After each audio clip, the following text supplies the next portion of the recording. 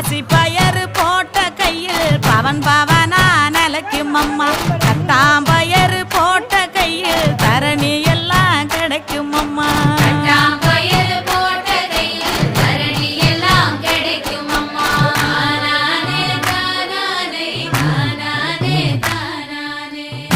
பயறு போட்ட கையில் ஒச்சி பினி ஒழியும் அம்மா.